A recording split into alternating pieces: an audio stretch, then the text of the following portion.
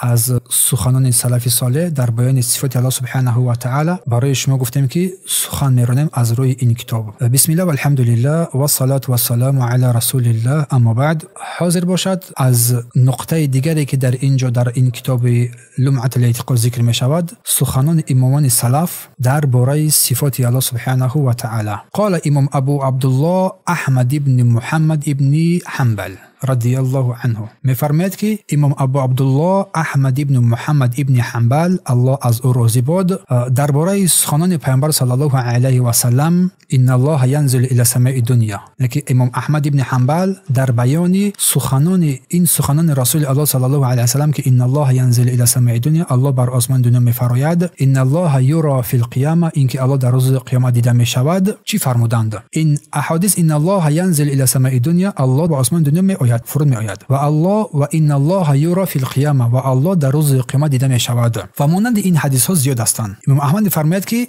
با آن ایمان می آوریم و تصدیق می کنیم، به هیچ وجه هیچ یکی از اینها را انکار نمی کنیم و می دانیم که آنچه که پیامبر الله صلی الله علیه و سلم آورده است حق است و بر رسول الله صلی الله علیه و سلم بر او صلی الله علیه و سلم رد کرده نمی شود. و ما الله سبحانه و تعالی را پیش از آن چیزی که خود رو با آن وصف کرده است وصف نمی کنیم. اینکه آنچه که بیشتر الله خود رو بر آن، هر چیزی که الله خود رو بر آن وصف کرده باشد ما همان رو میگوییم، از این زیادتر نمیگوییم. امام احمد گفته ایستاده است لیس کمثله شیء و هو السمیع البصیر، هیچ چیز مانند او نیست و او شنوا و بیناست. میفرماید میگوییم آنچنان که گفته بود، وصف میکنیم او را با آنچه که خود رو وصف کرده است و از آن وصفی که الله خود رو کرده است نمیرویم و تجاوزکاری هم در آنچه که الله خود رو وصف کرده است وصف نمیکنیم. و میفرماید که وصف کنندگان هرگیز با وصف او سبحانه و تعالی نمیرسند اگر او رو وصف کنند. میفرماید که و با تمام قرآن ایمان میآوریم، بر آیه های محکمش که در درس گذشته آیه های محکم را گفته بودیم، آیه هایی که معنیش واضح روشن است، و متشابهش، آیه های متشابه که معنی آن را هر کس نمیفهمد، ایمان می آوریم. چی معنی آن را بفهمیم چی نفهمیم بر آن ایمان می آوریم. و میفرماید که ابن قدامه و به هیچ وجه صفات از صفات او سبحانه و تعالی را از او دور نمی کنیم و قرآن و حدیث را نیز در این موضوع تجاوز نمی کنیم، نمیگذاریم و نمیدانیم چیزی را مگر آنکه رسول الله صلی الله علیه و سلم آن را ثابت کرده باشد و قرآن آن را بیان کرده باشد. و این را همچنین ابن قیم ذکر کرده هستند. و در اینجا آن چیزی که در سخنان امام احمد از حادثه نزول نازل شدن الله سبحانه و تعالی بر آسمان و مانند اینها آمده است، سخنان امام احمد رحمه الله تعالی که در بالا گفتیم، مؤلف از او سخن آورده است، از امام احمد ابن حنبل، چون امام احمد این نصرت دهنده سنت رسول صلی الله علیه و سلم است و سخنان امام احمد ابن حنبل این چیزها را در بر میگیرد، یعنی ایمان آوردن و تصدیق کردن با آنچه که رسول الله صلی الله علیه و سلم آورده است درباره احادیث صفات او سبحانه و تعالی، بدون اضافه کردن و نقص کردن. نه در صفات الله اضافه میکنیم چیزی رو، نه از صفات الله چیزی رو نقص میکنیم، کم میکنیم، و نه در حدش و نه در غایتش. و دیگری از سخنان امام احمد ابن حنبل فایدهش رو شیخ میفرماید که و این که نه کیفیت و نه معنا، یعنی این صفات ها رو کیفیتش رو ذکر نمی کنیم چون کیفیت آنها ممتنع است، بر ما بیان نیست، چگونه ای که با دلیل گفته های بالا در بالا ذکر کردیم، دلیل های در بالا ذکر کردیم. و مراد این است که صفات الله سبحانه و تعالی کیفیت نداشته باشد. باز در اینجا گفتیم که صفات الله سبحانه و تعالی رو کیفیتش رو ذکر نمی کنیم. به خاطر چیز؟ چون الله کیفیت این رو ذکر نکرده است، از خود بیان نکرده است، ما چگونه آن رو ذکر نماییم؟ برای همین در این نقطه میفرماید که و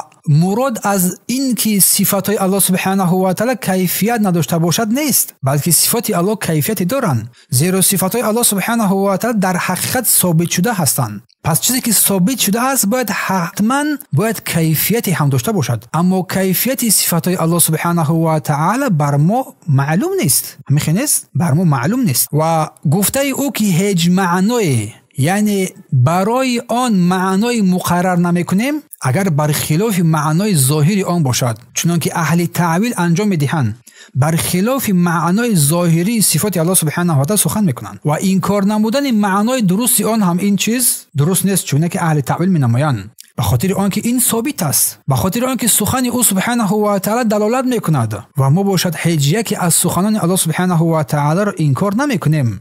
یعنی آن چیزی را که الله سبحانه و تعالی خود را بر آن وصف کرده است اقرار می‌نماییم، وصف میکنیم و هیچ یکی از آن صفات‌هایی که الله بر خود وصف کرده است از او سبحانه و تعالی این وصف را دور نمیکنیم. می‌فرماید که واجب بودن ایمان آوردن به کل قرآن، واجب بودن ایمان آوردن به کل قرآن، به همه قرآن، به آیه‌های محکمش، آیه‌های محکم، آن آیه‌هایی است که معنایش روشن است و با ایمان آوردن آیه‌های متشابهش که معنای آیه‌های متشابه آن آیه‌هایی را میگن که آنها چیز در پیش نظر بعضی از مردم روشن نیست. به خاطر چی؟ به خاطر در بالا گفتم در گذشته، به خاطر شاید فراخ نبودن عقل آنها یا که دانش مکمل نداشتن آنها و غیر از این چیزها. اگر این آیه‌های صفات، آیه‌های قرآنی واجب بودن ایمان آوردن با کل این آیه‌های قرآن، با آیه‌های محکم و آیه‌های متشابهش، اگر برای ما روشن گشت این معنای آیات یا که روشن نگشت، به لفظ آن ایمان می‌آوریم و معنای آن را به الله سبحانه و تعالی وامی گذاریم. این است تفسیر معنای قول سخنان امام احمد از ابن قدامه. و می‌فرماید که قال امام ابو عبدالله محمد ابن ادریس شافعی رضی الله عنه، امام ابو عبدالله محمد ابن ادریس شافعی، امام شافعی صاحب مذهب رحمه الله تعالی فرمود: آمنت بالله و بما جاء عن الله على مراد الله. بسیار سخنان زیبایی میگوید. خوب گوش دهید. شافعی چی میگوید؟ عقیده صحیح و درست در بیان صفات الله سبحانه و تعالی. می‌فرماید آمنت بالله، به الله ایمان آوردم، و بما جاء عن الله، و آن چیزی که از جانب الله آمده است ایمان آوردم، به الله ایمان آوردم، و هر آن چیزی که از جانب الله آمده است به آن هم ایمان آوردم، و علی مراد الله، و با مراد الله ایمان آوردم، به آن چیزی که به مراد الله است. و آمنت برسول الله، و ایمان آوردم به رسول الله، و بما جاء عن رسول الله، و آن چیزی که از رسول الله آمده است به آن ایمان آوردم، و علی مراد رسول الله، و بر مراد رسول الله صلی الله علیه و سلم که آن تفسیری که رسول کرده است به آن ایمان آوردم. پس از این سخن زیبای امام شافعی چیزهایی که در بیان این سخن امام شافعی نهفته است. ایمان داشتن به آنچه که از جانب الله عزوجل در کتاب مبین او قرآن آمده است و موافق آنچه که الله خواسته است، بر این ما باید ایمان بیاوریم بدون یگام اضافه و بدون یگام کم کردن، یگام ناقصی و بدون تحریف و تغییر. همون ظاهر همون قدیم ما ایمان می‌آوریم و ایمان آوردن به آنچه که رسول الله صلی الله علیه و سلم آورده است از سنت رسول الله صلی الله علیه و سلم و به مراد رسول الله صلی الله علیه و سلم آمده است بدون یگام اضافه و بدون یگام نقص و بدون یگام تحریف و تغییر.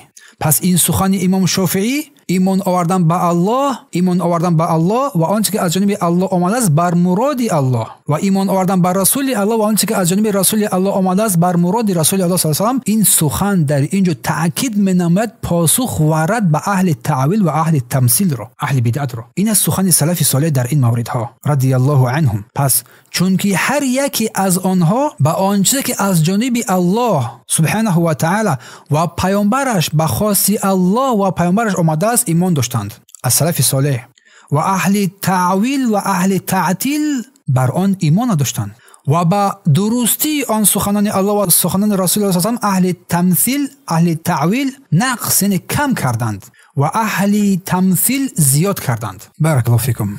و قول مؤلف در اینجا و علی هذا درج السلف و ائمه خلف رضی الله عنهم. ابن قدامه مقدسی رحمه الله تعالی میگوید که سلف صالح و امامان خلف، کسانی که بعد آنها آمدن الله از ایشان راضی باشد، به این پیگیری کردند، به این سخنان سلف پیگیری کردند، از پشت قدم سخنان سلف رفتند. كلهم متفقون على اقرار و امرار و اثبات بما ورد عن الصفات فی کتاب الله و سنت رسول الله صلی الله علیه و سلم. چیزی با میگویند ابن قدامه مقدسی میفرماید در امر، یعنی که سلف صالح و خلف کسانی که بعد پس از آنها آمدن همه بر این اعترافند، بر این اعتقادند در بیان امر اثبات صفات‌هایی که در کتاب الله و سنت پیامبرش ذکر شده است الله از همه آنها راضی باد بدون اینکه بر وی مخالفت نمودن، اقرار و تصدیق نمودن و قبول کردند. یعنی راه سلف پیشینیان این امت از صحابگان و تابعین، کسانی که به احسان از آنها پیروی کردند، خلف در باب صفات آن چیزی که سلف در مورد صفات فرمودند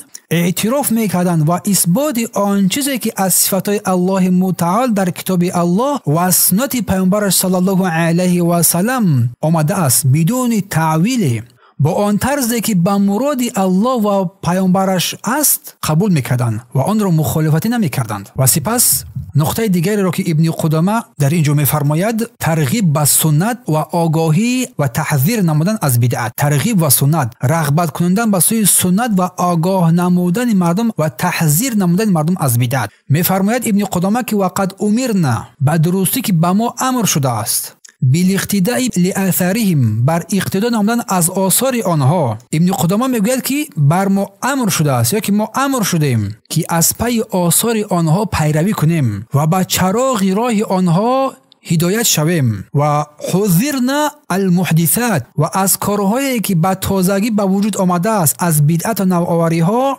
بر حذر باشیم. و اخبرنا انها من الضلالات، ابن قدامه فرماید که و به ما آگاه کرده شد، به ما خبر داده شد که همه این بدعت و نوآوری ها ضلالت و گمراهی ها می باشند. فقال النبی صلی الله علیه و سلم، و رسول الله صلی الله علیه و سلم فرمودند علیکم بسنتی، شما باید سنت من، بر سنت من پیروی نمایید، و سنت خلفای راشدین، و بر شما هم لازم است که از سنت خلیفه های راشدین هم پیروی نمایید.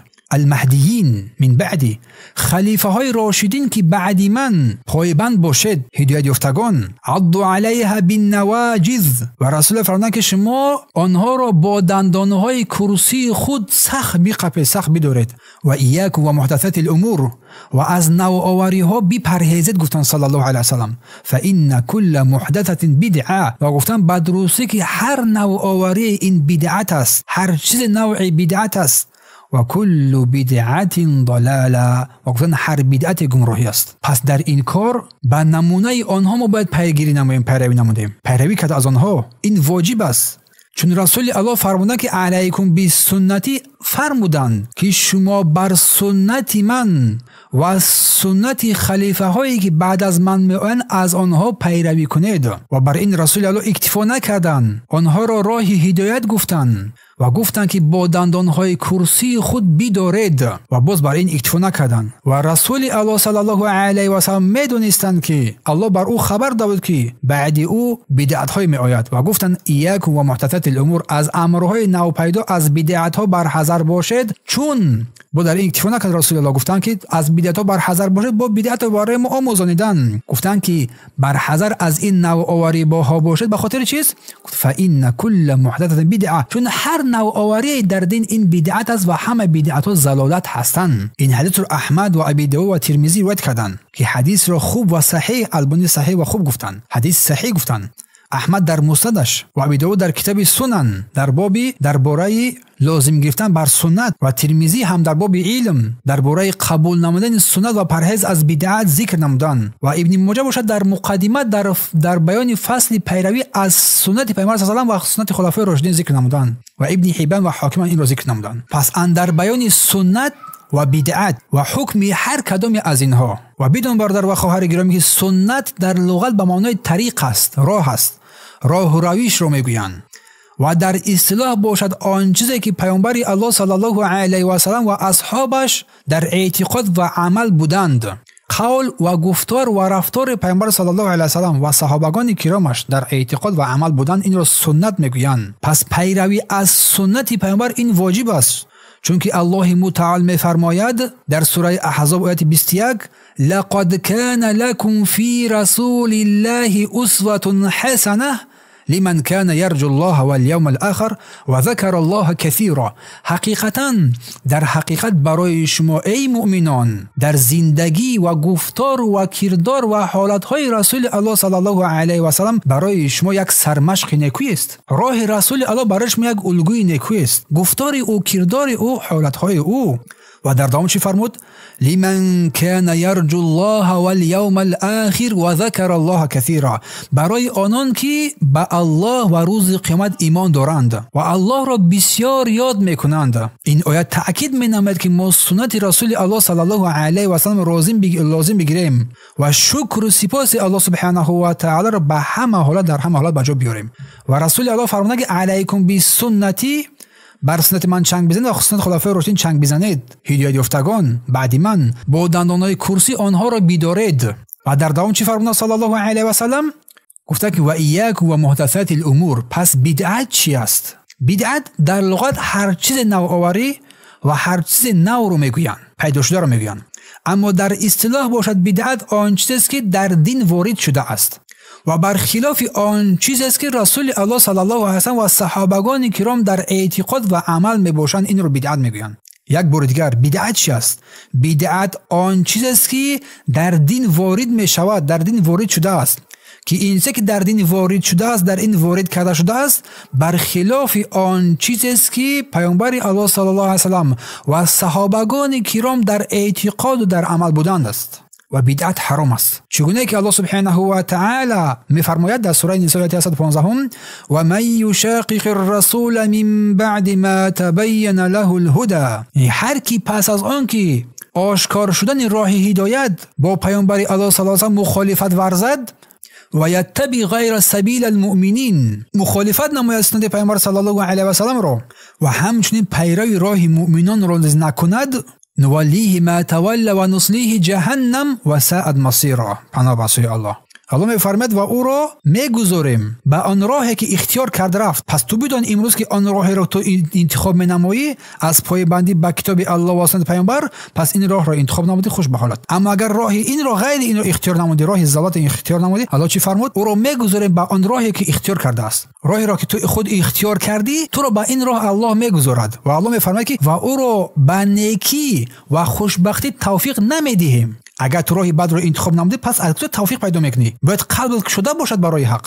در آخر چی فرمود؟ و نصلیه جهنم، پناه به سوی الله. بلکه میفرماید که ما جایگاه آن را بعد مرگ داخل جایگاه جهنم قرار میدهیم و ساءت مصیرا، و جهنم چی سرانجام بد است. سوره نساء آیه 115 گفتیم. و رسول الله چی فرمود؟ و ایاکم و محدثات الامور، بپرهیزید از نوآوری ها، از بدعت ها، فان کل محدثه بدعه، به درستی که هر چه نوآوری پیدا شده این بدعت است، و کل بدعت ضلاله، و هر بدعت چی است؟ این راه گمراهی است. این را ابن ساریه رضی الله عنه روایت کرده است. روایت ابی داود است و ترمذی و ابن ماجه و احمد هم روایت کرده است.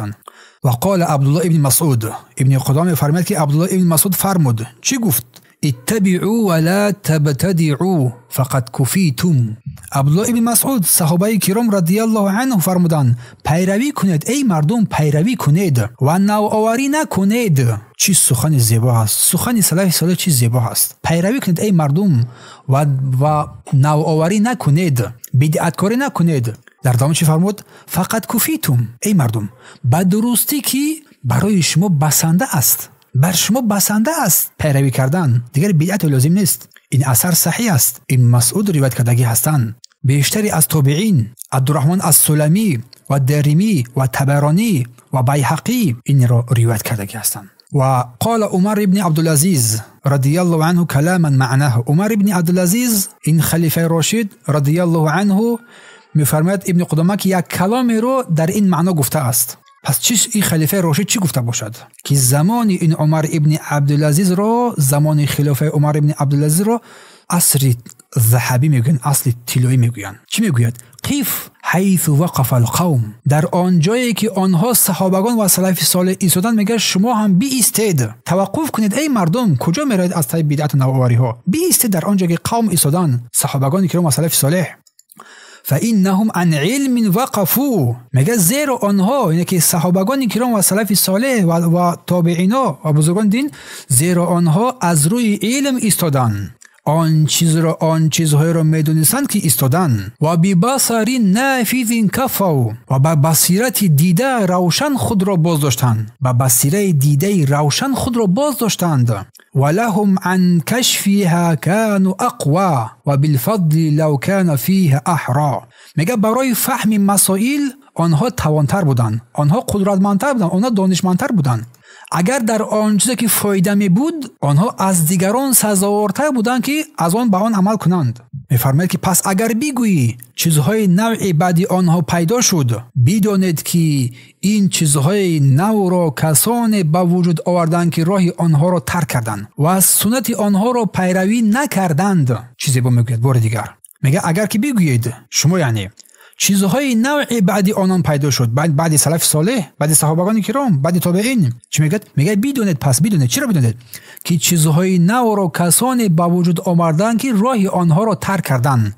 پس ترک راه آنها در دین چیزهای نو پیدا کردن می شود و از سنت آنها را گرداندند. عمر بن عبدالعزیز گفته ایستاده است و می‌فرماید که آنها چیزها را چنان بیان کردند که بسنده باشد برای ما. از دین هر چیزی را برای ما بیان کردن که دیگر برای ما بسنده است. آنها چیزها را برای ما بیان کردن که بسنده باشد و درباره مسئله ها چنان سخن گفتن که برای ما کافی است دیگر. و چی فرمود زیبا و فرمود که نه کسی می تواند به درجه آنها بالاتر رود. از درجات صحابه و تابعین کسی بالا رفتن نمیتواند، چون که رسول الله گفتند اگر مثل کوه احد اگر شما ذهب از طلا اگر خیر نمایید، مثل یک پنجه از آنها نمیرسید. و فرمود که نه کسی میتواند به درجه آنها بالاتر رود و نه کسی میتواند از آنان پایینتر باشد مگر آنکه کمبود کند، مگر آنکه کمبودی داشته باشد در پیروی. و میفرماید که گروه از آنها عقیب موندند و استخگیر شدند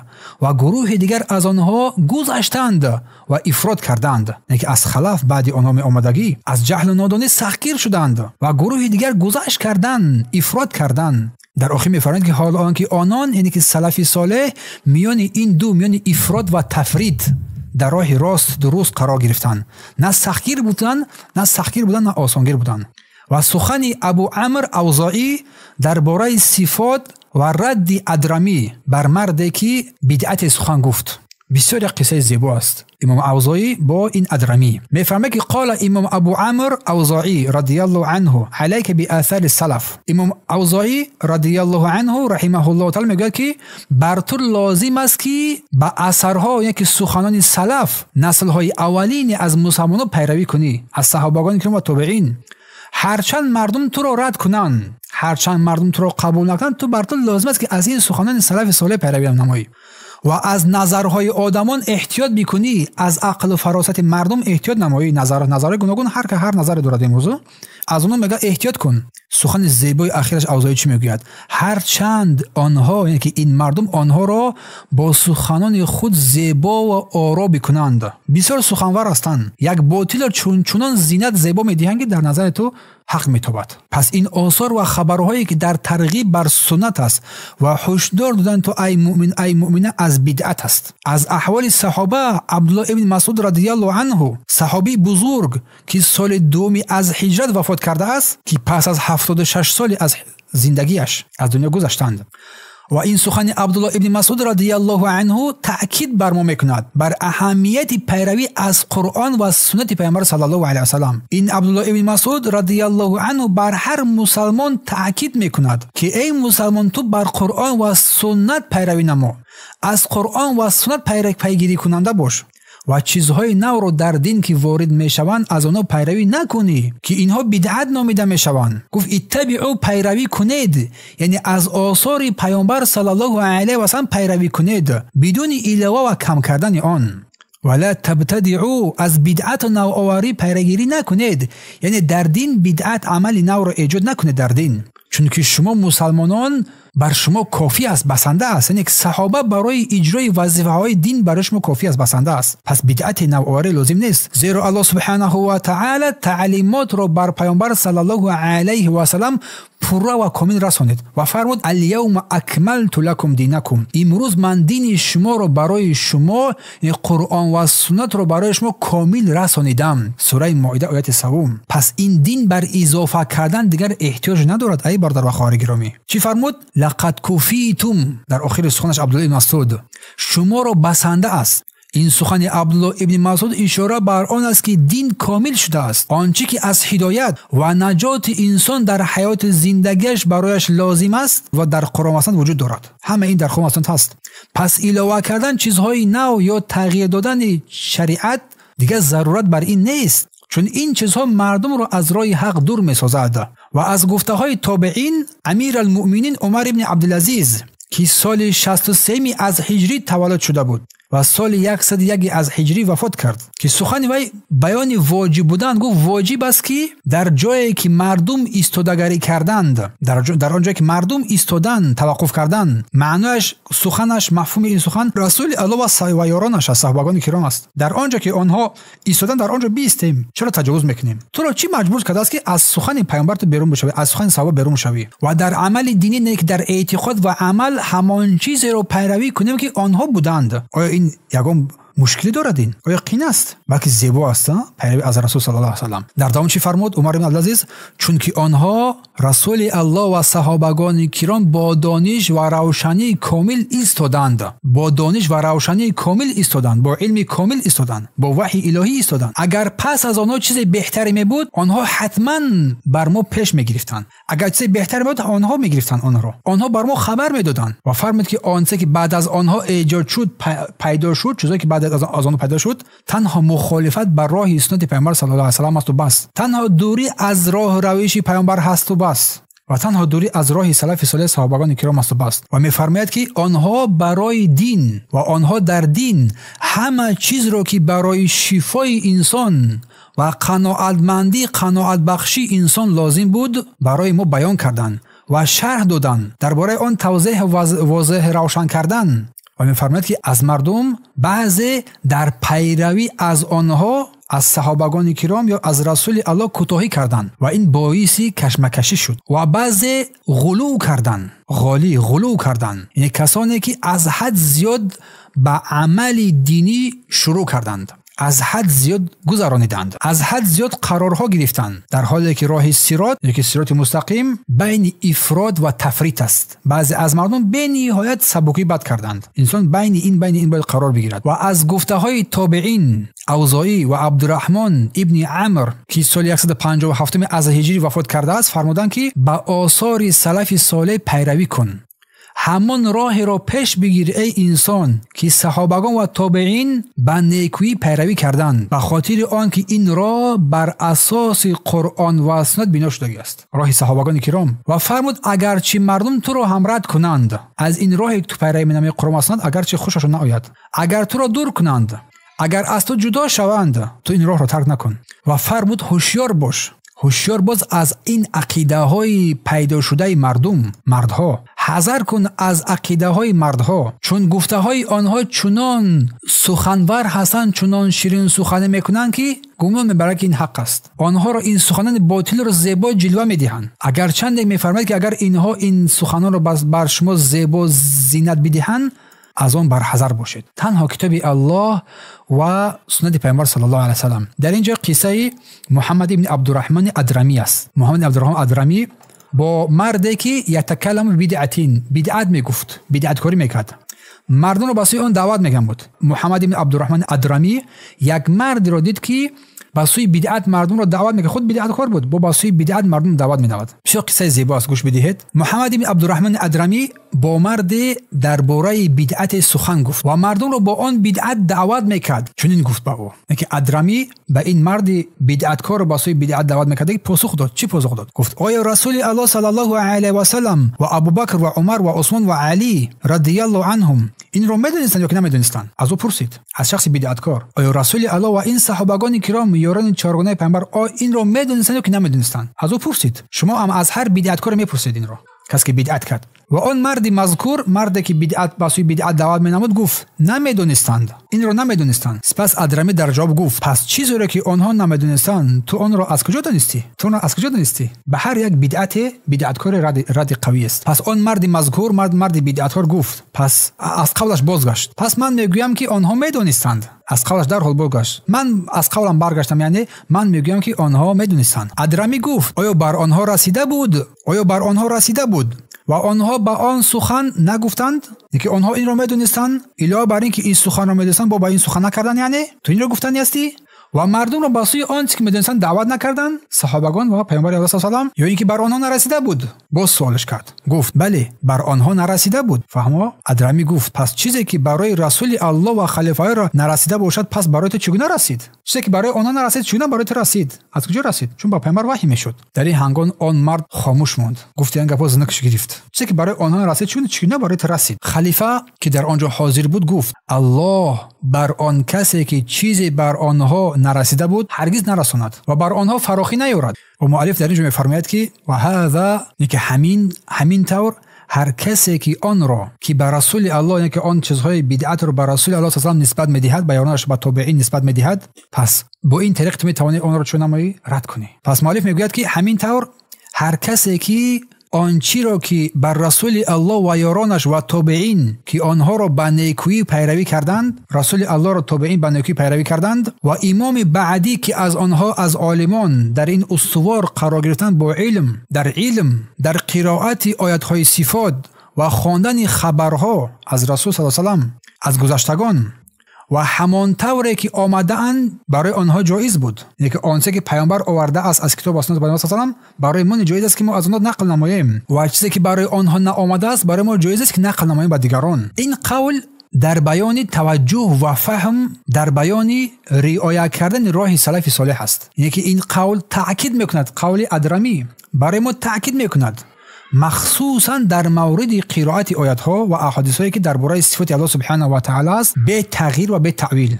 پس این مناظره ای که نزد خلیفه، این گفتگو در نزد خلیفه شده بود بین ادرمی و صاحب بدعت صورت گرفت. شیخ ابن عثیمین میفرماید که من در ترجمه ادرمی و یا آدمانی با او رو نمیدونم، در ترجمه حال ادرمی آدمایی که با همراهی وی بودن میگه نمیشناسم وی کی هستن اصلا، و این نوع بدعتی که همون کسی که بدعت کار میکرد این رو هم میگه که چیز نمیدونم چی بدعت بود. اما مهم این است که ما مرحله های این که ادرمی بر او مخالفت نمود این رو به نظر بگیریم و از راهنمایی انهمی ادرمی ما عبرت بگیریم. پس مناظره درست بین مخالفان چگونه باید صورت بگیرد، کسی بحث نمایی بین مخالفان چگونه باید صورت بگیرد. و این قصه را در تفسیر خطیب تاریخ بغدادی از و همچنین ابن جوزی در مناقب از امام احمد همچنین و ابن قدامه این را چون کردگی هستند، همین قصه را آوردگی هستند. و همچنین در ذهبی در سیر اعلام النبلا و اجوری همچنین در بدایه و نهایه از ابن کثیر هم ذکر شده است. پس مناظره که میان ادرمی و صاحبان بدعت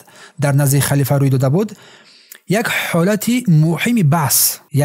مهم بحث کنی در تاریخ اسلام است که در آن در مرحله بدعت و سنت صورت گرفت و در اینجا خلیفه همچون شاهد بود، شاهد بحث در اونجا صورت گرفته بود، شرکت میکرد. اما درباره ترجمه حال ادرمی و یارانش معلومات دقیقی میگم پیدا نکردم. پس ما گفتیم که با وجود این از این مناظره که بین بحث هایی که بین ادرمی و این صاحب بدعت شد، مردی را که بدعت را تعریف میکرد و بدعت را برای مردم میآموزانید و دیگران، مقصد اساسی در این مناظره به دست میآید که این است که ما باید راه درست بحث را با همراهی کسانی که باید آنها بحث مناظره بفهمیم، چگونه و با کدام شیوه توانیم فکری مردم را یا که فکری دیگران را توضیح بدهیم، روشن بکنیم تا که مردم توانند از راه بدعت به راه سنت راهنما شوند، خاصا در مسائل دینی و پایبند بودن بر سنت و دوری کردن از بدعت ها. و میفرماید که همین مناظره، همین گفتگو که مذکوره که در بالا ذکر کردیم،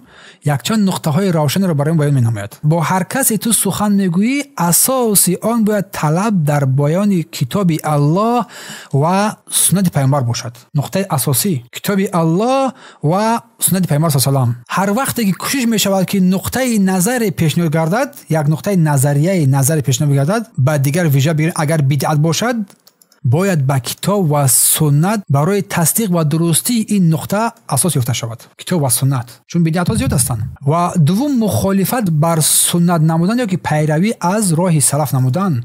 پس در این مناظره که بین ادرمی و این صاحب بدعت بود که مردی که خواست برای بدعت سخن بگوید که توسط پیروی از یارانش هم انجام داشته بود، در این تعریف ادرمی رد ادرمی بر اون بسنده است که چیز انسان در هر بدعت اگر که کتاب الله را در خود داشته باشد، سنت پیامبر داشته باشد، پس هر بدعت را شکست می‌دهد. چون تحدید و رد کردن بدعت، وقتی که آن مرد بدعت را تعریف کرد یا که بدعت را کسی تعریف می‌کند یا که اون را راه درست می‌شمارد، ادرمی چیکار کرد؟ آیا این را پیامبر می‌دانست؟ حتما باید جواب بدهد، ها یا که نه؟ اگر ها بگوید پس کنی همون مدرکش کنی، مسترش کنی، از کجا گرفت؟ آیا آنچه گفته میشد از جانب رسول الله صلی الله علیه و یارانش آمده است یا نه؟ اگر آمده باشد قبول است، اگر نه آمده باشد رد است.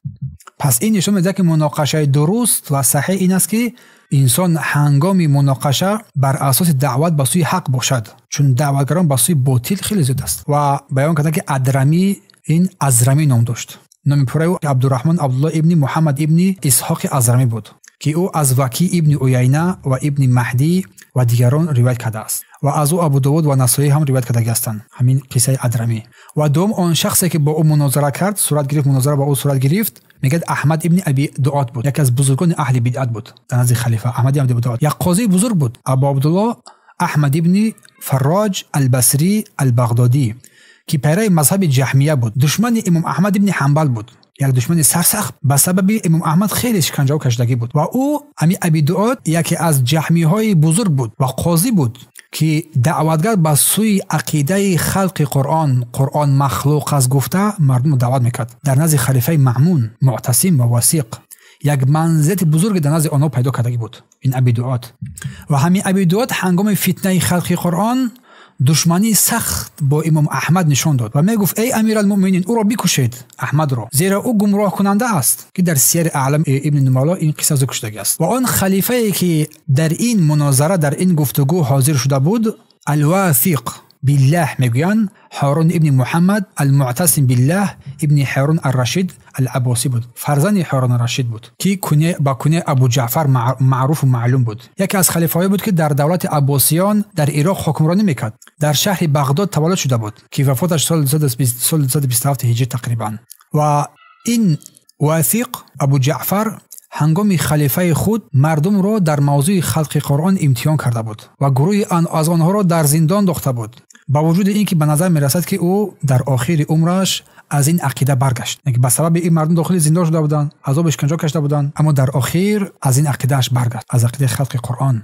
چون میفهمه که روایت‌های به این مربوط با حکایتی که در این ذکر شده است در این سخن میرود. و در آخر این حکایت گفته میشود که المحتدی بالله پسر خلیفه واثق، پسر این خلیفه، در این موضوع اشاره میکند که به سوی برگشتنش و آن بدعتی که بر اساس آن بحث صورت گرفت، آن بدعتی که در آنجا در این مجلس بحث صورت گرفته بود، این بدعت خلق قرآن بود. مردم با سوی این دعوت میکرد، فتنه بزرگ شده بود در زمان این خلیفه. به سبب این عقیده امامان بزرگ پیش از همه امام احمد ابن حنبل رحمه الله تعالی که به نام صدیق ثانی، صدیق دوم معروف است، احمد صدیق دوم معروف است، در مورد امتحان آزمایش سختی های بزرگی رو قرار گرفته بود. و ادرمی رحمه الله تعالی مناظره خود را در این بحث با مرحله قدم به قدم به اساس گذاشت، از یک مرحله به مرحله دوم، از مرحله دوم به مرحله سوم. مرحله اول مرحله علم بود. ادریم بر او چی گفت؟ از او چی پرسید؟ آیا این بدعت را پیامبر و خلیفه هایش میدانستند، خلق قرآن را، تا که بر او یک ضربه محکمی بزند؟ گفت آیا این بدعت را پیامبر و رسول الله میدانستند و صحابگان خلیفه راش میدانستند یا نه؟ بدعت ها چی گفت؟ آنها نمیدانستند. در اینجا الکی رد شد، انکار شد. معنای کمارزش نشان دادن پیامبر و خلیفه او است، همین گونه نیست؟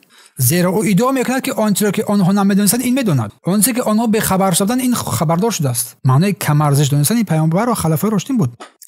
به همین خاطر اهمی دلیل بر ضد این بدعتکار استفاده برده شد. زیرا اگر پیامبر صلی الله علیه و و خلیفه ها آن را نمیدانستند، پس این بدعت قبول شونده نیست. پس چرا قبول شود؟ آنها نمیدانستند، آنچه که آنها نمیدانستند تو از کجا پیدا کردی؟ از این رو ادرمی او را بر مرحله دوم دعوت کرد. مرحله دوم چه بود؟ اگر آنها نمیدونستند پس تو از کجا آن را دانستی؟ تو از کجا آن را میدونی؟ آیا ممکن است که الله سبحانه و تعالی دانش چیزی از شریعت را از رسول الله و خلیفه های او پنهان بدارد و آن را برای تو آشکار نماید؟ آیا این ممکن است؟ این هنگامی که بدعتکار دیگر چقدر عقب نشینی کرد، عقب نشست. از اینجا بود که آن ادرمی او را بر مرحله سوم قرار داد. مرحله شکست او.